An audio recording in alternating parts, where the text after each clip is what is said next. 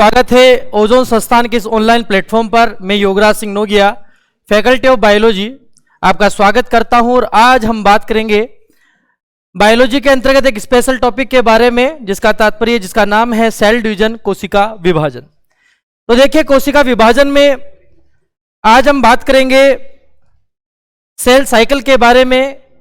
कोशिकाएं विभाजित क्यों होती है और कोशिका विभाजन के अंतर्गत माइटोसिस डिवीजन और मियोसिस डिवीजन किस प्रकार से होता है। लेकिन उससे पहले हम बात करेंगे सेल साइकिल के बारे में।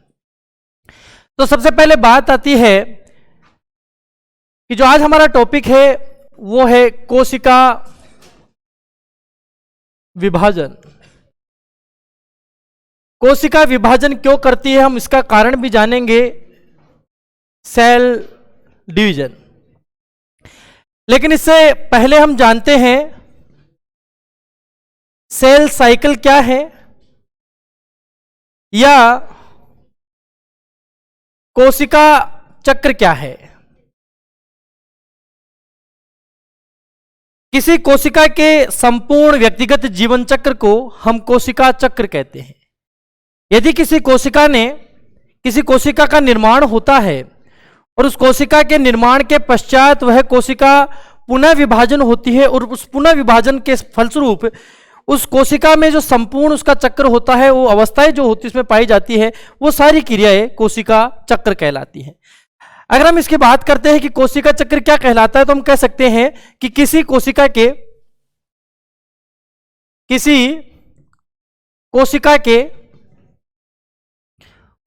के संपूर्ण जीवन चक्र को सेल साइकिल कहते हैं। या मैं इसकी परिभाषा को यह भी कह सकता हूं कि किसी कोशिका के निर्माण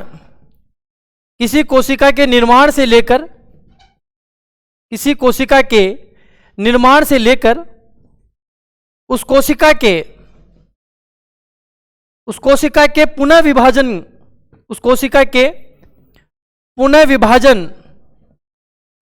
के मध्य होने वाली संपूर्ण क्रिया के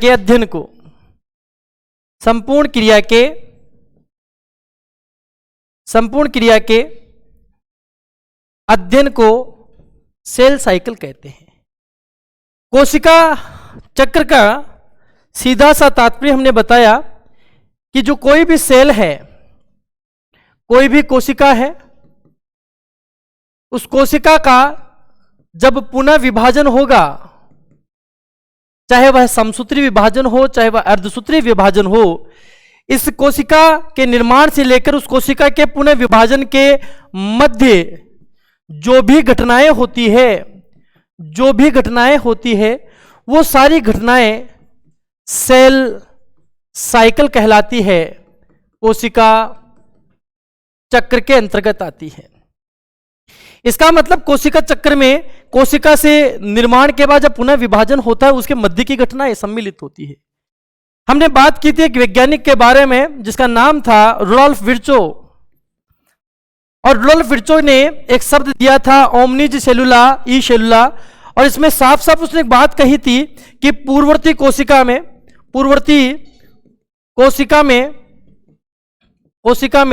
विभाजन के फलस्वरूप नई कोशिका का क्या होता है, निर्माण होता है। पूर्ववर्ती कोशिका में विभाजन के फलस्वरूप नई कोशिका का निर्माण होता है। इसका तात्पर्य है कि कोशिका जब चक्र होता है तो कोशिका में दो घटनाएं होती है। एक तो कोशिका अपने आकार में वृद्धि करती है और दूसरा उस कोशिका में डीएनए का रेप्लिकेशन होता है, डीएनए का द्विगुणन होता है। अर्थात दो घटनाएं कौन सी होगी, एक तो हमने कहा कि कोशिका क्या करेगी, कोशिका अपने आकार में वृद्धि करेगी, और दूसरा हमने कहा इस क्रिया में क्या होगा, डीएनए का रेप्लिकेशन होगा, डीएनए का प्रतिकरण होगा, डीएनए का डुप्लीकेशन होगा। सेल साइकिल के मध्य घटनाएं कोशिका में वृद्धि होगी और डीएनए का रिप्लिकेशन होगा। तो बहुत इंपॉर्टेंट क्वेश्चन यहां से आता है कि जो कोशिका चक्र होता है, उस कोशिका चक्र में कौन कौन सी घटनाएं होती है। जैसा कि हम बात करते हैं कि जो भी कोशिका चक्र संपन्न जब होता है तो उसमें दो क्रियाएं होती है। एक तो होती है अंतरावस्था और एक होता है एम प्रावस्था। तो मैं अगर सेल साइकिल कोशिका चक्र में बात करता हूं, सेल साइकिल में इस चक्र में कौन कौन सी घटना होती है, तो हम बात करेंगे इसमें दो घटनाएं होती है। एक तो होता है जिसे हम कहते हैं इंटरफेज, जिसे हमने अंतरावस्था कहा, और दूसरी प्रावस्था है जिसे हमने क्या कहा, एम प्रावस्था। जो भी सूत्री विभाजन होगा उसकी हम चर्चाएं करेंगे। तो हमने कहा कि इंटरफेज जो होता है यह कोशिका चक्र की सबसे बड़ी प्रावस्था है। इस इंटरफेज के अंतर्गत अगर हमने बात की, अगर हम ये बात कहें कि इसमें कौन कौन सी क्रियाएं संपन्न होती है, तो आप देख सकते हैं कि जब इंटरफेज की क्रिया होती है तो सबसे पहले हमने कहा अंतरावस्था को तीन भागों में हम बांट सकते हैं। एक प्रावस्था है जीवन प्रावस्था, एक है एस प्रावस्था, और एक हम बात करेंगे G2 फेज। तो जीवन फेज की हम बात करेंगे, फिर हम इसके बाद में एफ फेज की बात करेंगे और फिर हम G2 फेज की बात करेंगे। तो इंटरफेज के अंतर्गत यह तीन प्रावस्थाएं आती है और यह इंटरफेज इस कोशिका चक्र की सबसे लंबी व जटिल प्रावस्था होती है। तो सेल साइकिल में अगर हम बात करते हैं कि सबसे बड़ी प्रावस्था जो होती है वह है जीवन फेज होती है, जीवन फेज। और इसके बाद में जो प्रावस्था आती है वो प्रावस्था कौन सी रहेगी, वो प्रावस्था रहेगी कौन सी, एस फेज। कौन सी होगी, एस फेज। और इसके बाद जो प्रावस्था आती है वो कौन सी आएगी, मैं थोड़ा और इसका सर्किल बड़ा कर लेता हूं जिससे आपको समझने में आसानी रहे। जीवन फेज सबसे बड़ा, इसके बाद हमने बात की एस फेज, और इसके बाद में अगली प्रावस्था हम कंप्लीट करते हैं, ये थोड़ा सा और छोटा कर लेते इसको, ये G2 फेज। सबसे बड़ी प्रावस्था जीवन फेज होगी, उसके बाद में एस प्रावस्था और इसके बाद G2 प्रावस्था। ये यहां से लेकर यहां तक का जो काल है, यहां तक का जो हमने ये काल बताया, ये समय जो बताया, इसी स्थिति को हम क्या कहेंगे, इंटरफेज कहेंगे। क्या कहेंगे, इंटरफेज कहेंगे, अंतरावस्था कहेंगे।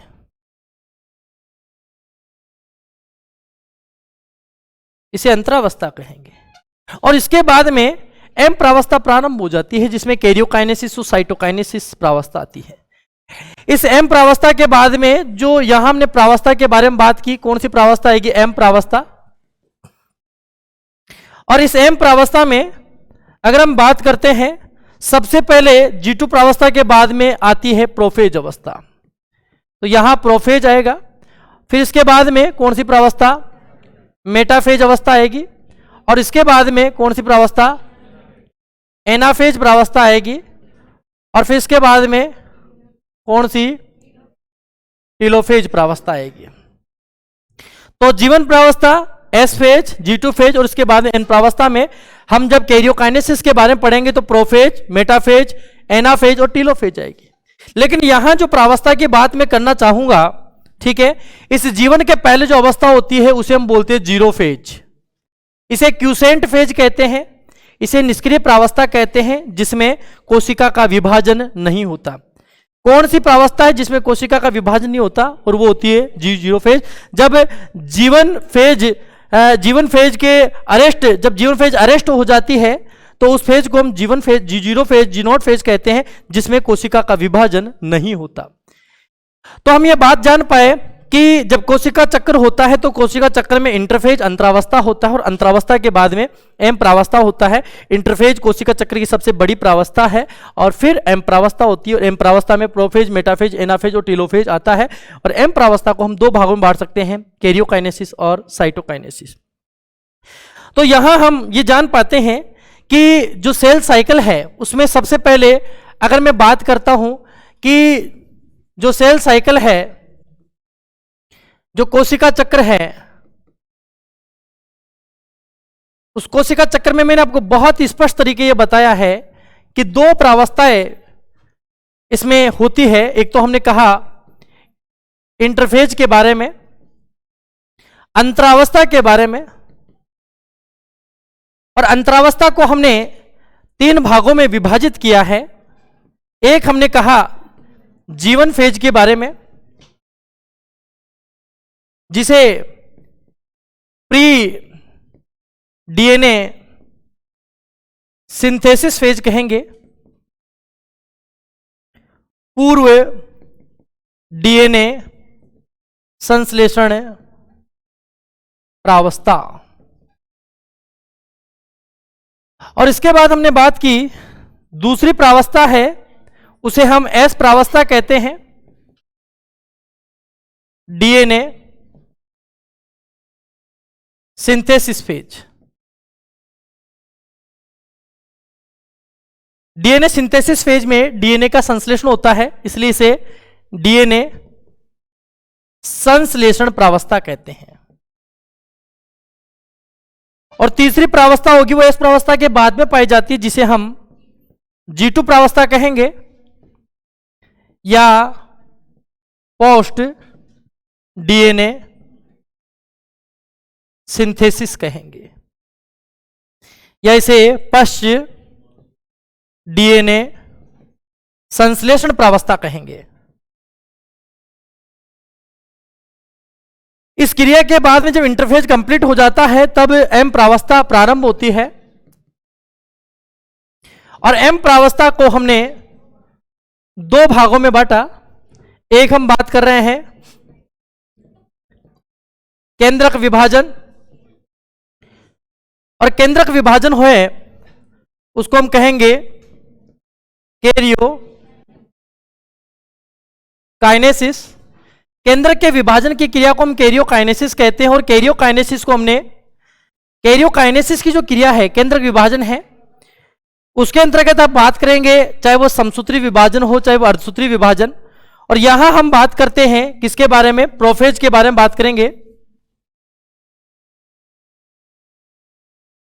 प्रोफेज, मेटाफेज, एनाफेज और टीलोफेज। यहां हम समसूत्री विभाजन की बात करेंगे। जब अर्धसूत्री विभाजन होगा तो उसमें कैरियोकाइनेसिस फर्स्ट और कैरियोकाइनेसिस सेकंड होगा। लेकिन एम प्रावस्था को 2 भागों में बांटा गया, केंद्रक विभाजन कैरियोकाइनेसिस, और दूसरा हम बात करते हैं कोशिका द्रव्य विभाजन। कोशिका द्रव्य विभाजन, जिसे हम कहेंगे साइटोकाइनेसिस।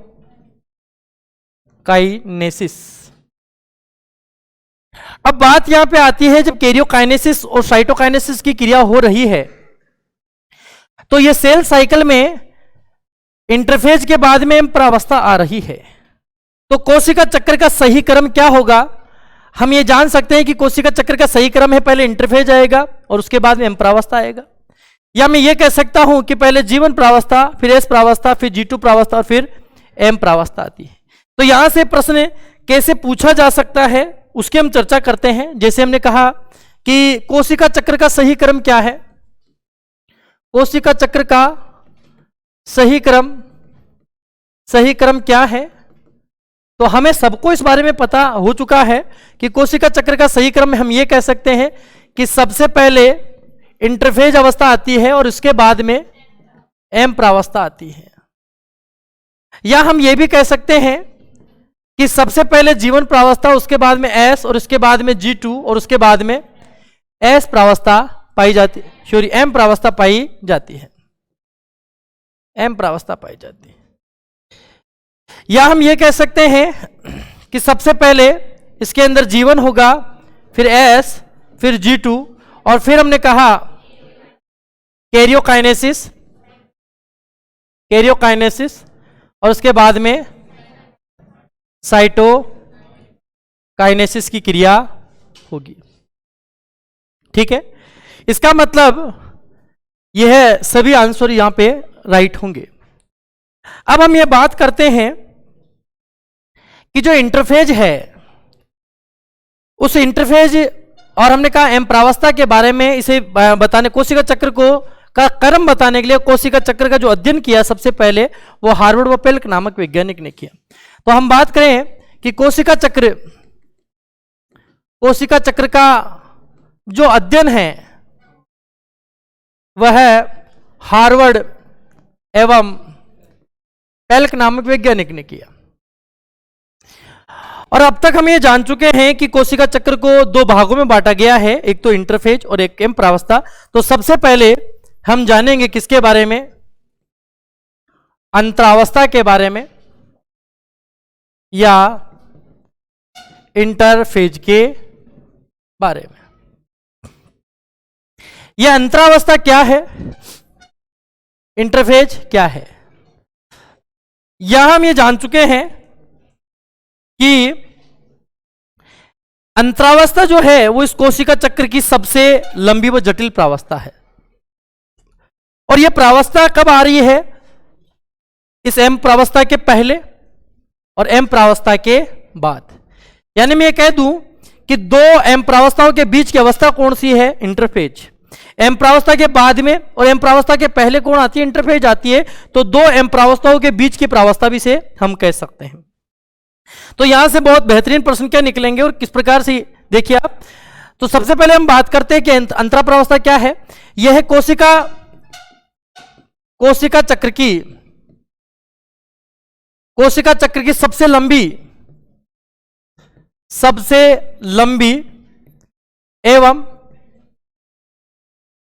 एवं जटिल प्रावस्था है। कोशिका चक्र की सबसे लंबी व जटिल प्रावस्था इंटरफेज है। या हम ये कह दें कि ये दो एम प्रावस्थाओं के बीच की प्रावस्था है, दो एम प्रावस्था के बीच की प्रावस्था। मतलब पहले जब एम प्रावस्था होगी उस एम प्रावस्था के बीच में क्या आएगा, इंटरफेज आएगा, और इंटरफेज के बाद में फिर क्या आएगा, एम प्रावस्था आएगा। तो दो एम प्रावस्थाओं के बीच की प्रावस्था, इसे अंतरावस्था को कहा जाता है। कुछ वैज्ञानिकों ने इसे विश्राम की प्रावस्था कहा है, इसलिए हम इसे क्या कहेंगे, यह क्यूशेंट फेज विश्राम प्रावस्था भी कहलाती है, विश्राम प्रावस्था भी कहलाती है। लेकिन अगर हम बात करें तो यह उपापचय दृष्टि से सबसे क्रियाशील अवस्था है। हम कह सकते हैं उपापचय दृष्टि से सबसे क्रियाशील अवस्था है, सबसे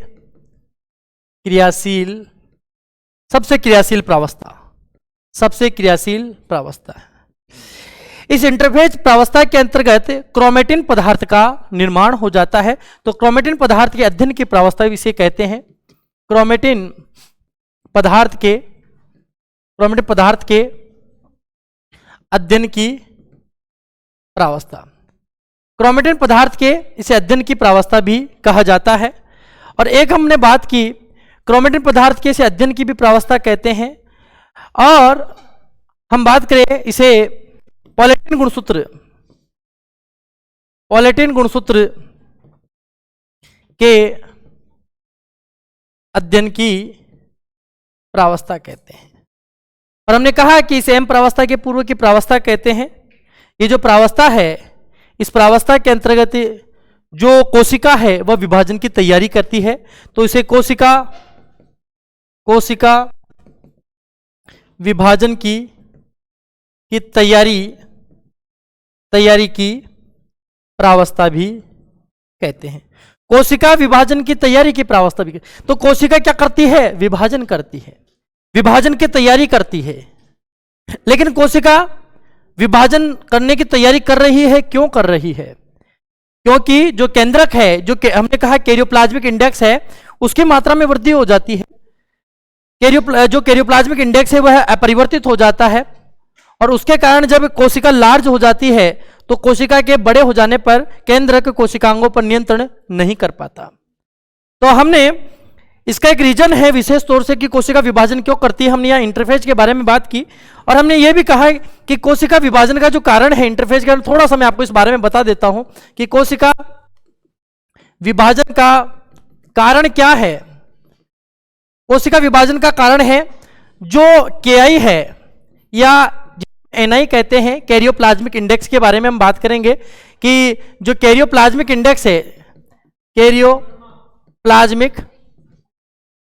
कैरियोप्लाज्मिक जो इंडेक्स है इसके बारे में ओ हर्टविग नामक वैज्ञानिक ने बताया। कैरियोप्लाज्मिक इंडेक्स के बारे में ओ हर्टविग नामक वैज्ञानिक ने बताया। और KI का मतलब है कि जब volume of nucleus, volume of cytoplasm में परिवर्तन आ जाता है, इस KI में परिवर्तन हो जाने के कारण कोशिका का विभाजन होता है। कोशिका के विभाजन का कारण क्या है? कारण क्या है? मैं कह सकता हूं कि KI में जब परिवर्तन आ जाता है, KI में जब परिवर्तन आ जाता है तो कोशिका का विभाजन होता है। हमने कहा कि जब स्मॉल सेल होती है,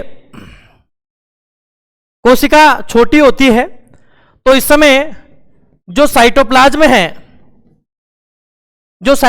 है उसकी मात्रा अधिक होती है, साइटोप्लाज्म की मात्रा अधिक होती है। साइटोप्लाज्म स्मॉल जब कोशिका होती है तो हमने क्या कहा, साइटोप्लाज्म की मात्रा कम होती है और जो कैरियोप्लाज्मिक इंडेक्स है उसकी मात्रा अधिक होगी, यानी मतलब न्यूक्लियस की मात्रा अधिक होगी।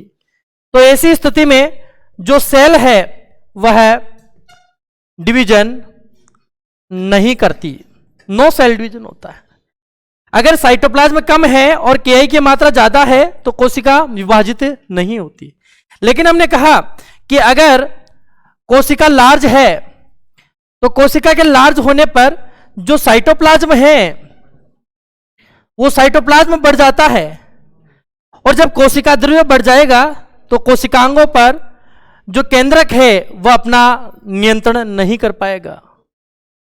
जब हमने कहा कि साइटोप्लाज्म की मात्रा अधिक होने पर और कैरियोप्लाज्मिक इंडेक्स की मात्रा मतलब केंद्रक की मात्रा कम होने पर वह जब कोशिकांगों पर अपना नियंत्रण नहीं रख पाता तो फिर कोशिका का डिवीजन होता है, सेल डिवीजन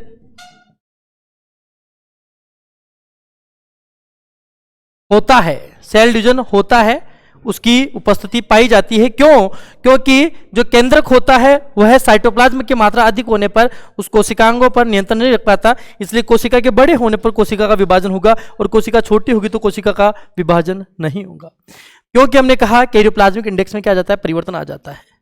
तो हमने कहा कि सबसे पहले इंटरफेज के बारे में हमने कहा कि इंटरफेज जो है, जो कोशिका चक्र की सबसे पहली प्रावस्था है, यह सबसे लंबी व जटिल प्रावस्था है, M प्रावस्था के बीच की प्रावस्था है। हमने ये भी कहा 2 M प्रावस्थाओं के बीच की प्रावस्था है, कुछ वैज्ञानिकों ने इसे विश्राम की प्रावस्था भी कहा, और हमने ये भी कहा कि उपापचय दृष्टि से सबसे क्रियाशील प्रावस्था है और इसमें क्रोमेटिन पदार्थ का अध्ययन की प्रावस्था है और इसमें पॉलीटीन गुणसूत्र का भी अध्ययन होता है और कोशिका विभाजन की क्या करती है, तैयारी करती है।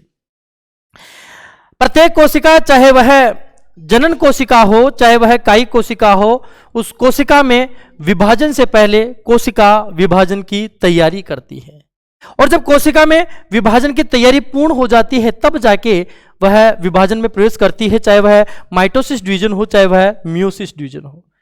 तो इस इंटरफेज प्रावस्था को हमने कहा, इंटरफेज प्रावस्था को हमने 3 भागों में विभाजित किया है। जो इंटरफेज है, इंटरफेज अंतरा प्रावस्था को 3 भागों में बांटा गया है। और सबसे पहली प्रावस्था है जिसे हमने कहा जीवन प्रावस्था। जीवन प्रावस्था को हमने क्या कहा, प्री DNA सिंथेसिस फेज। इस प्रावस्था में DNA के संश्लेषण के पहले की प्रावस्था, इसलिए इसे पूर्व DNA संश्लेषण प्रावस्था कहते हैं। तो यहां से मेजर क्वेश्चन क्या निकलते हैं? सबसे पहला क्वेश्चन है कि यह इंटरफेज की सबसे पहली और सबसे लंबी प्रावस्था है, तो हम कह सकते हैं हमने कहा अंतरा प्रावस्था या अंतरावस्था इंटरफेज की सबसे पहली एवं क्या है, लंबी प्रावस्था है। लंबी प्रावस्था कोशिका चक्र की सबसे लंबी प्रावस्था पूछा जाए तो इंटरफेज प्रावस्था है, लेकिन इंटरफेज प्रावस्था की सबसे लंबी प्रावस्था पूछा जाए तो वह जीवन प्रावस्था है। तो जीवन प्रावस्था में हमने कहा कि यह डीएनए सिंथेसिस के पहले की प्रावस्था है, लेकिन इस प्रावस्था में कोशिका विभाजन के लिए विशेष प्रकार के प्रोटीन का संश्लेषण होता है।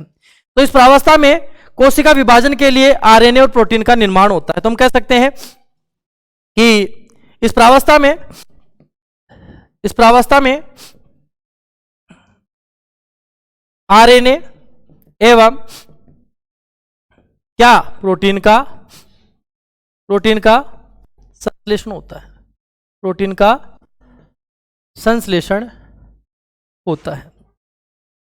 जीवन प्रावस्था वह एस प्रावस्था के पहले की प्रावस्था है, तो इसमें हमने लिखने की आवश्यकता नहीं है। वैसे एस प्रावस्था की पूर्व की प्रावस्था इसे हम कहेंगे, पूर्व की प्रावस्था। लेकिन हमने कहा कि यदि जीवन प्रावस्था कोशिका विभाजन होगा नहीं होगा वो इस जीवन प्रावस्था पे डिपेंडेंट करता है। अगर एक बार ये जीवन प्रावस्था एस प्रावस्था में प्रवेश कर जाती है तो फिर कोशिका का विभाजन होता ही होता है। इसलिए हमने कहा कि ये जो प्रावस्था है जीवन प्रावस्था कोशिका विभाजन को प्रारंभ करने वाली प्रावस्था है। कोशिका विभाजन को प्रारंभ करने वाली प्रावस्था। मेरे कहने का मतलब यह है कि यदि ये जीवन प्रावस्था यदि एस प्रावस्था में प्रवेश कर गई तो भैया बाद में सेल डिवीजन क्या होगा, जरूर होगा।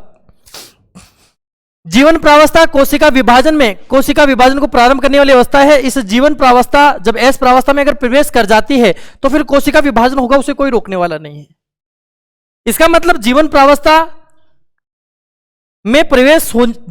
इस प्रावस्था में प्रवेश होने के बाद में सेल डिवीजन होता है। तो कोशिका विभाजन कब तक नहीं करती, जब तक ये जीवन प्रावस्था G0 प्रावस्था में उपस्थित होती है। यह जीवन प्रावस्था अपनी मेटाबॉलिक क्रिया को क्यूसेंट कर लेती है, निष्क्रिय कर लेती है। कोशिका विभाजन तब नहीं होगा जब कोशिका निष्क्रिय हो जाएगी। बहुत मेजर क्वेश्चन यहां से पूछा जाएगा कि कोशिका विभाजन कब नहीं होता। मैं इससे पहले एक बात और बताऊं आपको, बहुत ही मेजर क्वेश्चन यह भी रहेगा कि कोशिका किस प्रावस्था में विभाजन नहीं करती। किस प्रावस्था में कोशिका विभाजन नहीं करती, तो वह जीनोट प्रावस्था होती है, जीनोट प्रावस्था। तो इस प्रावस्था में क्या होता है, इस जीनोट प्रावस्था को अगर मैं कहूं, जीनोट प्रावस्था को हम क्या कहेंगे, इस जीनोट प्रावस्था को हम क्या कहेंगे, निष्क्रिय प्रावस्था। निष्क्रिय प्रावस्था, इसे निष्क्रिय प्रावस्था कहते हैं। ठीक है, इसे निष्क्रिय प्रावस्था कहते हैं।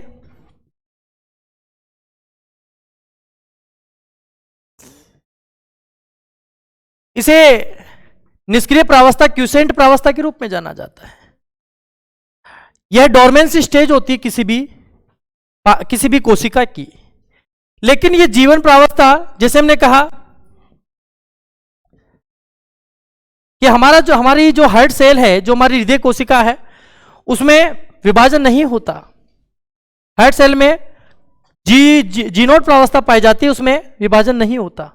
अगर मैं बात करता हूं इसी प्रकार से जो न्यूरॉन है, जो तंत्रिका कोशिका है, उस तंत्रिका कोशिका में विभाजन नहीं होता और वह जीनोट अवस्था में पाई जाती है। यह सेल पे डिपेंड होता है कि वह कोशिका कब विभाजित होगी। वह विभाजन तब होगी जब उसमें साइटोप्लाज्म की मात्रा ज्यादा हो जाएगी और उसमें न्यूक्लियस उस कोशिकांगों पर अपना नियंत्रण नहीं रख पाएगा, तब यह विभाजन होगा। लेकिन यदि जीवन फेज अरेस्टेड हो जाती है, अगर जीवन फेज अरेस्टेड हो जाती है, यदि वह गिरफ्त में आ जाती है जीनोट अवस्था में, तो फिर सेल में डिवीजन नहीं होगा। तो बहुत मेजर क्वेश्चन पूछा जाता है कि कोशिका की किस प्रावस्था में विभाजन नहीं होता, जीनोट प्रावस्था में विभाजन नहीं होता, क्योंकि इस प्रावस्था में कोशिका जो होती है वह क्यूसेंट फेज में चली जाती है, निष्क्रिय प्रावस्था हो जाती है, जीनोट प्रावस्था होती है, और हर्ट सेल में और न्यूरॉन यानी तंत्रिका कोशिका में यह जीनोट प्रावस्था पाई जाती है। तो मैंने आपको एक बात कही कि जब कोशिका जीवन से इस प्रावस्था में स्थानांतरित हो जाएगी, इसका मतलब सेल डिवीजन होगा, सेल डिवीजन होगा। ठीक है, तो सेल डिवीजन का कारण क्या है? जीवन से इस प्रावस्था में प्रवेश करने के बाद में कोशिका विभाजन करती है, और यदि यह जीवन प्रावस्था अरेस्टेड हो जाती है, गिरफ्त में आ जाती है, क्यूसेंट फेज हो जाती है, तो वह फिर जीनोट में प्रवेश करने के बाद जीनोट प्रावस्था में जी0 प्रावस्था के अंतर्गत कोशिका का विभाजन नहीं होता। कोशिका का विभाजन तभी होता है जब कोशिका लार्ज हो जाती है, और उस कोशिका में कोशिका का कोशिका द्रव्य जब बढ़ जाता है तो केंद्रक कोशिका द्रव्य पर अपना नियंत्रण नहीं रख पाता, कोशिकांगों पर अपना नियंत्रण नहीं रख पाता, और कोशिका का विभाजन होता है। तो सबसे पहले हमने बात की इस जीवन प्रावस्था के बाद में। जीवन प्रावस्था के बाद में जो प्रावस्था है उसे हम कहते हैं एस प्रावस्था। एस प्रावस्था को हम डीएनए सिंथेसिस फेज कहते हैं, डीएनए सिंथेसिस फेज कहेंगे। यह प्रावस्था है वो जीवन के बाद में और जी2 के पहले होती है, लेकिन इसमें हमने बात की इस प्रावस्था में क्या होता है। सबसे पहले हमने कहा डीएनए का संश्लेषण होता है, डीएनए का संश्लेषण, डीएनए का संश्लेषण होता है, इसलिए हम इसे डीएनए रेप्लिकेशन प्रावस्था भी कह सकते हैं, या हम इसे डुप्लीकेशन फेज भी कह सकते हैं। इस प्रावस्था में डीएनए का द्विगुणन होता है, या डीएनए का क्या होता है? प्रतिकरण होता है। डीएनए का रिप्लिकेशन या डुप्लीकेशन होने के कारण इस प्रावस्था को डीएनए सिंथेसिस फेज कहते हैं। यहां से जितना इंपॉर्टेंट एस प्रावस्था है उसमें बहुत मेजर प्रश्न निकलता है, जो बहुत बार पूछे भी गए हैं कि इस प्रावस्था में हमने कहा कि डीएनए रिप्लिकेशन, डीएनए प्रतिकरण की क्रिया हो रही है, डुप्लीकेशन की क्रिया हो रही है, यानी इस क्रिया में केवल डीएनए की मात्रा 2 गुनी होती है, गुणसूत्रों की संख्या समान बनी रहती है। तो आपको बहुत मेजर तरीके से ध्यान रखना है, केवल डीएनए, केवल डीएनए का क्या होता है? द्विगुणन होता है, केवल डीएनए का द्विगुणन होता है। और हमने कहा गुणसूत्रों की संख्या समान बनी रहती है, गुणसूत्रों की संख्या समान बनी रहती है। यदि किसी कोशिका में गुणसूत्रों की संख्या 2n है, हम एक एग्जांपल बता रहे हैं कि यदि कोशिका में गुणसूत्रों की संख्या 2n है, तो इस एस फेज के बाद में गुणसूत्रों की संख्या 2n ही होगी। लेकिन अगर मैं ये कह दूं और हम ये बताएं कि डीएनए की बात आ जाए, जब डीएनए की बात आ जाए तो यदि किसी कोशिका में डीएनए की मात्रा 2C है, तो इस एस फेज के बाद में वह 4C हो जाती है। तो बेटा मैं ये कहना चाहता हूं कि कोशिका जो होगी, यदि किसी कोशिका के अंदर अगर गुणसूत्र संख्या 2n है, तो एस प्रावस्था के बाद में वह समान बनी रहेगी, द्विगुणित ही होगी, द्विगुणित से द्विगुणित होगी।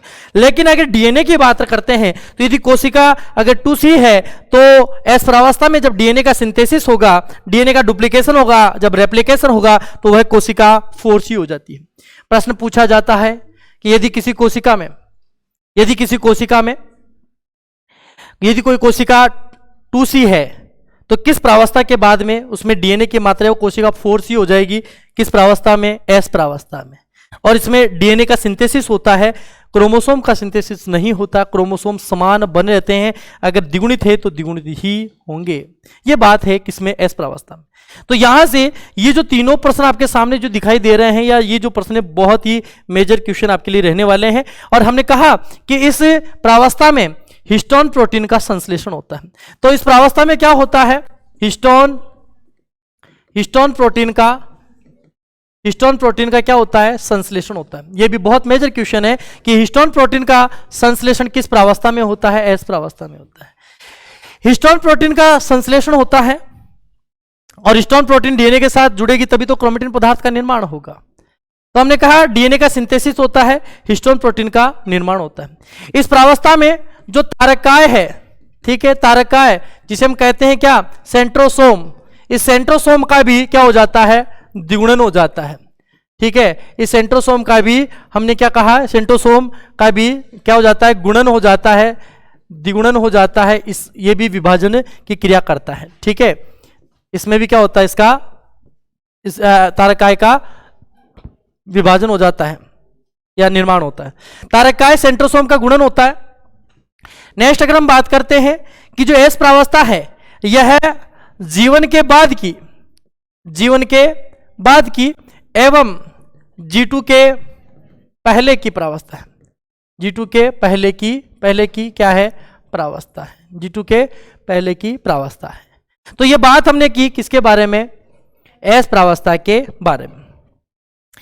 इस एस प्रावस्था के बाद में जो अगली प्रावस्था होती है उसे हम क्या कहते हैं, G2 प्रावस्था।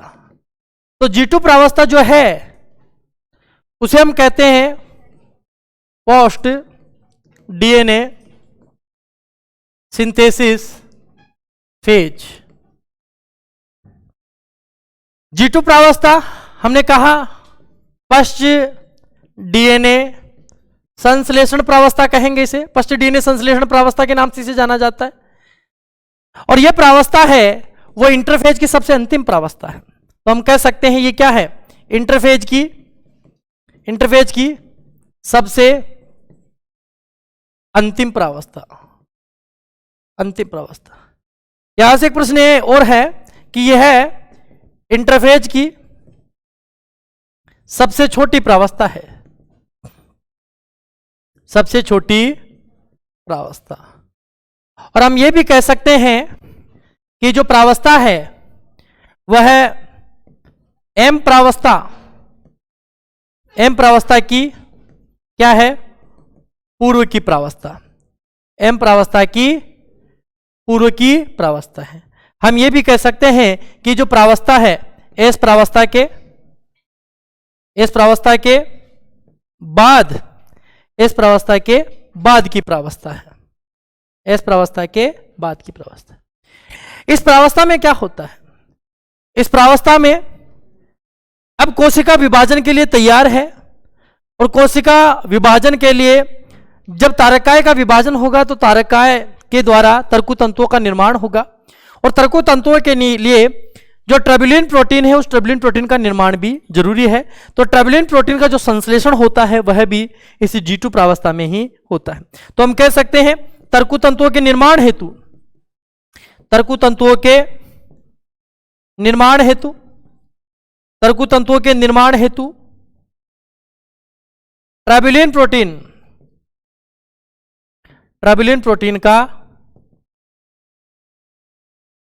प्रोटीन का संश्लेषण होगा, ट्रैबुलिन प्रोटीन का निर्माण होगा। तो यहां हम जान पाए इंटरफेज के बारे में कि इंटरफेज जो होता है वह इस कोशिका चक्र की सबसे लंबी व जटिल प्रावस्था है और इंटरफेज जो प्रावस्था है उसे 3 भागों में बांटा गया है, एक जीवन प्रावस्था, एक एस प्रावस्था और फिर G2 प्रावस्था। लेकिन ये जब प्रावस्था कंप्लीट हो जाती है तब जाकर समसूत्री विभाजन होता है और उसके बाद में अर्धसूत्री विभाजन होता है। तो प्रत्येक कोशिका जब विभाजन करती है तो उस विभाजन से पहले कोशिका विभाजन की तैयारी करती है और उस कोशिका विभाजन की तैयारी की अवस्था को ही इंटरफेज कहा जाता है। अब इंटरफेज के बाद में हम जानेंगे सेल डिवीजन के बारे में कि कोशिका विभाजन किस किस प्रकार के होते हैं, क्योंकि इंटरफेज के बाद में तो समसूत्री विभाजन होगा, अर्धसूत्री विभाजन होगा। लेकिन इसके अलावा एक और विभाजन होता है जिसे हम क्या कहते हैं, एमाइटोसिस डिवीजन भी कहते हैं।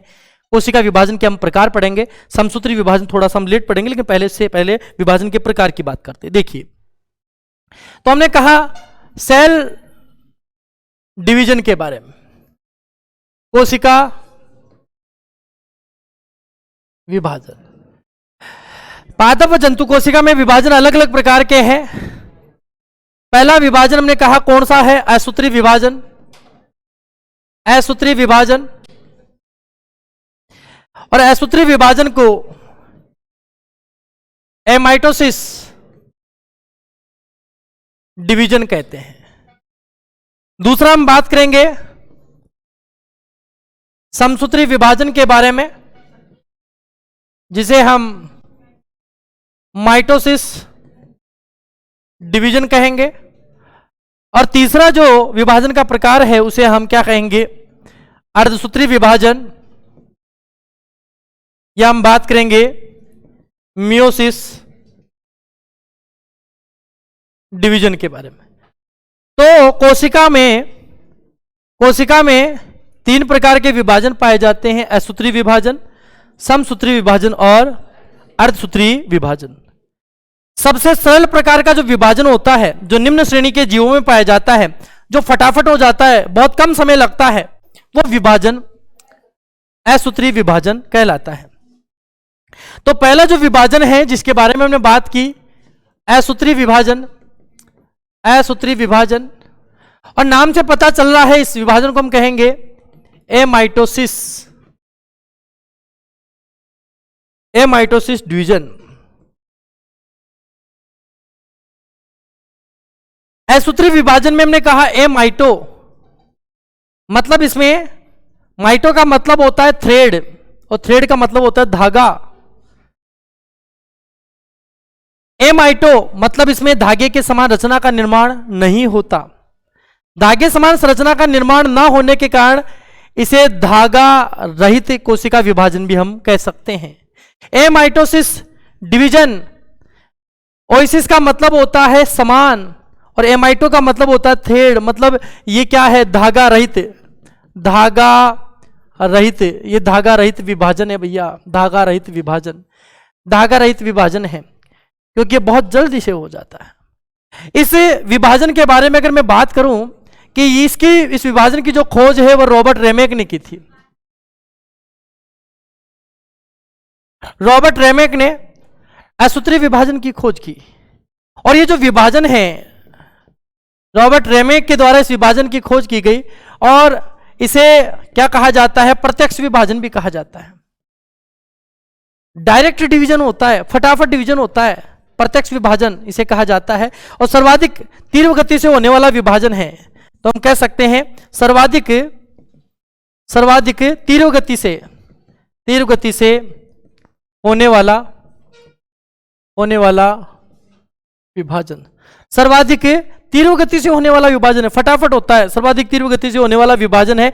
इसलिए इसे असूत्री विभाजन जो होता है वो निम्न श्रेणी के जीवों में होता है, सबसे तीव्र गति से होने वाला विभाजन है।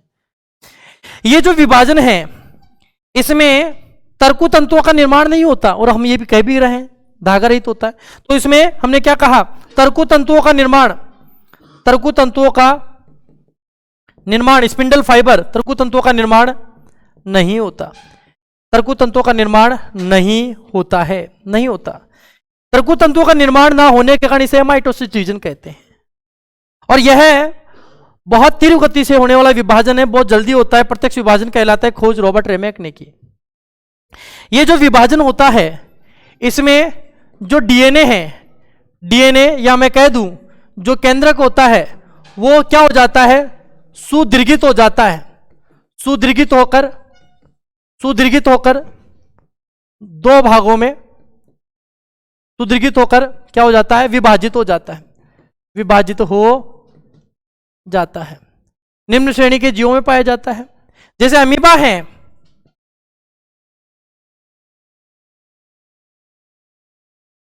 और अमीबा में क्या होगा कि जो केंद्रक है वो सुदीर्घित हो जाएगा इसका, और सुदीर्घित होने के बाद में 2 भागों में विभाजित हो जाएगा, बहुत फटाफट होता है।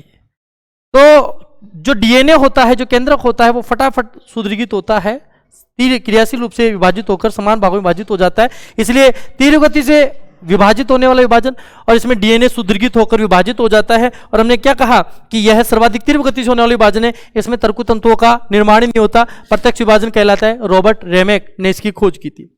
यह जो विभाजन है यह किसमें होता है, तो निम्न श्रेणी के जीवों में विभाजन होता है। विभाजन किन में होता है, तो ये जो विभाजन है निम्न श्रेणी के जीवों में होता है। हमने बात की जैसे प्रोटोजोआ के अंतर्गत, ठीक है, प्रोटोजोआ संघीय प्राणियों में विभाजन होता है। हमने कहा यीस्ट कोशिका में, ठीक है, यीस्ट कोशिका में यह विभाजन होता है, ठीक है। इसके अलावा हमने कहा माइकोप्लाज्मा में, हमने कहा जीवाणु कोशिका में, मतलब प्रोकैरियोटिक जीवों में, प्रोकैरियोटिक जीवों में विभाजन होता है। ठीक है, तो तीव्र गति से विभाजन होने वाला प्रोटोजोआ में, यीस्ट कोशिका में, माइकोप्लाज्मा में, जीवाणु कोशिका में, प्रोकैरियोटिक जीवों में, या हमने कहा इसके अलावा जो माइटोकॉन्ड्रिया है, माइटोकॉन्ड्रिया एवं क्लोरोप्लास्ट, इनमें भी कौन सा विभाजन होता है? माइटोसिस डिवीजन होता है। असूत्रीय विभाजन जो होता है यह हमने कहा निम्न श्रेणी के जीवों में होता है, सर्वाधिक क्रियाशील रूप से पाए जाने वाला विभाजन है। और हमने कहा धागा रहित विभाजन, रॉबर्ट रेमेक ने इसकी खोज की, प्रत्यक्ष विभाजन कहलाता है। सर्वाधिक तीव्र गति से होने वाला विभाजन है, तर्कु तंतुओं का इसमें निर्माण नहीं होता और इस विभाजन में डीएनए सुदृढ़ित होकर समान भागों में टूट जाता है। और निम्न श्रेणी के जीवों में, प्रोटोजोआ में, यीस्ट कोशिका में, माइकोप्लाज्मा में, जीवाणु और प्रोकैरियोटिक कोशिका में और माइटोकॉन्ड्रिया व क्लोरोप्लास्ट में यह विभाजन पाया जाता है। लेकिन हम बात करते हैं समसूत्री विभाजन के बारे में।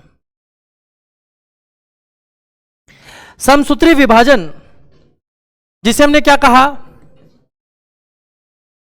Mitosis division.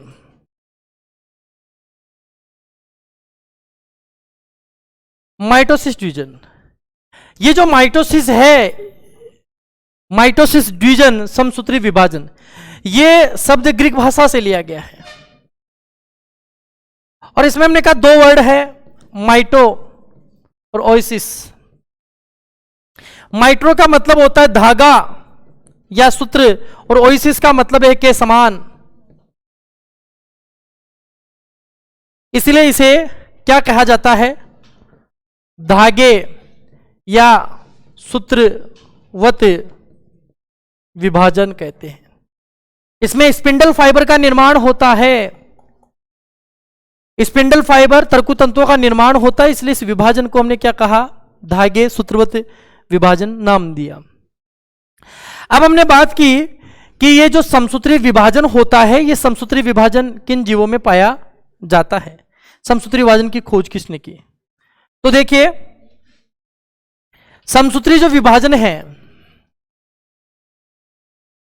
समसूत्री विभाजन की कुछ विशेष बातों के बारे में जान लेते हैं। इस विभाजन की जो खोज है, समसूत्री विभाजन, सबसे पहले नाम है ना, ये ध्यान दीजिएगा। समसूत्री जो विभाजन नाम है, विभाजन जो नाम है वह वाल्टर फ्लेमिंग ने दिया। किसने? वाल्टर फ्लेमिंग ने। वाल्टर फ्लेमिंग ने समसूत्री विभाजन नाम दिया। और हम ये जानते हैं कि जो समसूत्री विभाजन है उसकी पादप कोशिका में खोज स्ट्रासबर्गर ने की। तो हम बात करें कि पादप कोशिका में समसूत्री विभाजन की खोज जो की वो किसने की? स्ट्रासबर्गर ने।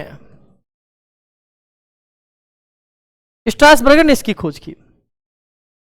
लेकिन अगर ये बात पूछ ले कि जंतु कोशिका में समसूत्री विभाजन की खोज, तो जंतु कोशिका में समसूत्री विभाजन की खोज किसने की? फ्लेमिंग ने। किसने की? फ्लेमिंग। समसूत्री विभाजन की खोज किसने की? फ्लेमिंग ने की। हमने कहा कि इस समसूत्री विभाजन को हम इनडायरेक्ट डिवीजन कहते हैं, अप्रत्यक्ष विभाजन के नाम से भी जानते हैं। अप्रत्यक्ष विभाजन के नाम से भी इसे जाना जाता है। और हम ये भी कह सकते हैं इसमें तर्कु तंतुओं का निर्माण होता है, इसलिए इसे धागा सहित क्या कहा जाता है? विभाजन कहा जाता है। इसे धागा सहित विभाजन भी कहा जाता है। समसूत्री विभाजन नाम वाल्टर फ्लेमिंग ने इसे नाम दिया। पादप कोशिका में समसूत्री विभाजन की खोज स्ट्रासबर्गर ने की। जंतु कोशिका में समसूत्री विभाजन की खोज फ्लेमिंग ने की और इसे अप्रत्यक्ष विभाजन कहते हैं। और इसे प्रावस्था में तर्कु तंतुओं का निर्माण होता है, इसलिए इसे धागा सहित विभाजन भी कहा जाता है। समसूत्री जो विभाजन है, इस विभाजन में जब कोशिका का विभाजन होगा तो वो कोशिका का विभाजन कायिक कोशिका में संपन्न होता है।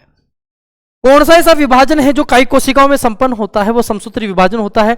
लेकिन जनन कोशिका के अंतर्गत जो विभाजन होगा वो मियोसिस डिवीजन होगा। अर्धसूत्री विभाजन जब होता है तो जनन कोशिकाओं में विभाजन के फलस्वरूप युग्मकों का निर्माण होता है और जो युग्मक बनते हैं वो अगुणित बनते हैं। लेकिन समसूत्री विभाजन के अंतर्गत इस माइटोसिस डिवीजन में बनने वाली कोशिका होती है वह द्विगुणित ही बनती है, जिनमें गुणसूत्रों की संख्या मात्र कोशिका के समान बनी रहती है। इसका मतलब यहां से जो प्रश्न पूछा जाता है तो आता है कि कायिक कोशिका में संपन्न होने वाला विभाजन, संपन्न होने वाला विभाजन कौन सा है? समसूत्री विभाजन। कौन सा होगा भैया? समसूत्री विभाजन। कायिक कोशिका में होने वाला विभाजन।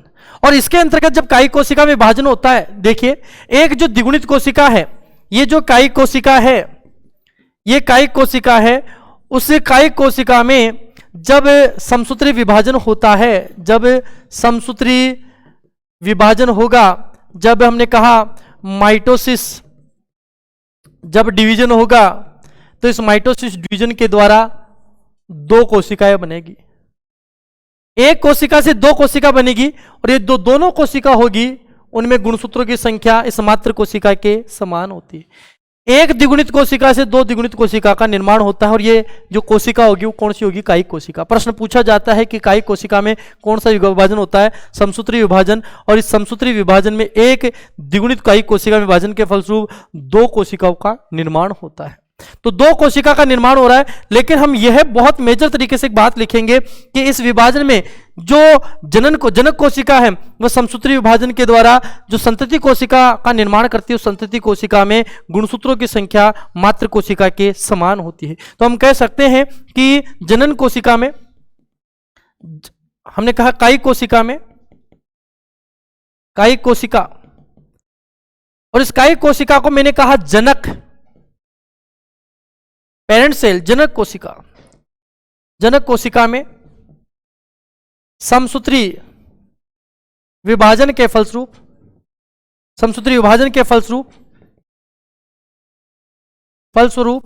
दो संतति कोशिका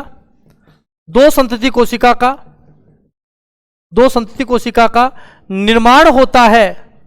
निर्माण होता है जिसमें गुणसूत्रों की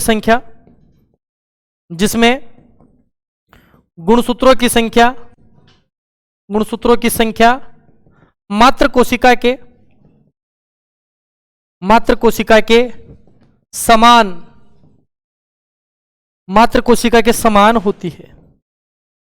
मात्र कोशिका के समान होती है। यह जो विभाजन होता है वह मुख्य रूप से जीवों की कोश की वृद्धि को बढ़ाने के लिए, अर्थात घावों की मरम्मत करने के लिए, कहीं चोट लग जाए, पादप में नई कोशिका का निर्माण हो। जनन कोशिकाओं के अतिरिक्त कायिक कोशिकाओं में यह विभाजन होता है जिससे कोशिका अपने आकार में वृद्धि करती है। पादप कोशिका में और जंतु कोशिका में अपने आकार के वृद्धि के लिए कोशिका अपने शरीर के घावों के मरम्मत के लिए यह विभाजन संपन्न करती है, जिसमें एक द्विगुणित कायिक कोशिका में समसूत्री विभाजन के फलस्वरूप दो द्विगुणित कोशिका का निर्माण होता है, जिनमें गुणसूत्रों की संख्या इस मात्र कोशिका के समान होती है। तो ये घावों के भरने में भी सहायक ये विभाजन है। लेकिन समसूत्री जो विभाजन है, हमने कहा समसूत्री विभाजन में होगा क्या कि जो समसूत्री विभाजन होगा, समसूत्री जो विभाजन होगा, इसमें हमने कहा कि दो प्रकार की क्रिया होगी, जो मैंने आपको पहले भी बता दी है कि सबसे पहले इनमें इंटरफेज होगा। इंटरफेज में तीन प्रावस्थाएं G1, S और G2 होगी। और इसके बाद में कौन सा प्रावस्था होगी? M प्रावस्था। और M प्रावस्था को हमने बांट दिया दो भागों में। एक हमने कहा केंद्रक का विभाजन, कैरियोकाइनेसिस, और एक हमने बात की साइटोकाइनेसिस। तो कैरियोकाइनेसिस की जो प्रक्रिया है उसके अंदर हमने कहा इसको बांटा गया प्रोफेज पूर्वावस्था, मेटाफेज मध्यावस्था, एनाफेज पश्चावस्था और टीलोफेज अंत्यावस्था। और ये जो अवस्थाएं हैं, जो पूर्वावस्था, मध्यावस्था, पश्चावस्था और अंत्यावस्था, ये जो शब्द नाम है वो स्ट्रासबर्गर ने दिए थे। किसने दिए थे? स्ट्रासबर्गर। स्ट्रासबर्गर ने ये सभी शब्द दिए। और साइटोकाइनेसिस को दो भागों में बांटा गया है, जो पादप में और जंतु में अलग अलग होगा, बताएंगे। लेकिन हमने कहा कैरियोकाइनेसिस में प्रोफेज, मेटाफेज, एनाफेज और टीलोफेज की जो प्रावस्थाएं होती है, ठीक है, वो शब्द स्ट्रासबर्गर ने दिए थे। इंटरफेज के बारे में हम जानकारी प्राप्त कर चुके हैं, समसूत्री विभाजन का हमने इसका परिचय कंप्लीट कर लिया है। लेकिन अब हम बात करेंगे इस एम प्रावस्था के बारे में, ठीक है। और एम प्रावस्था में सबसे पहले हम बात करेंगे कैरियोकाइनेसिस के बारे में। तो यह टॉपिक हम करेंगे कल। आज के लिए धन्यवाद।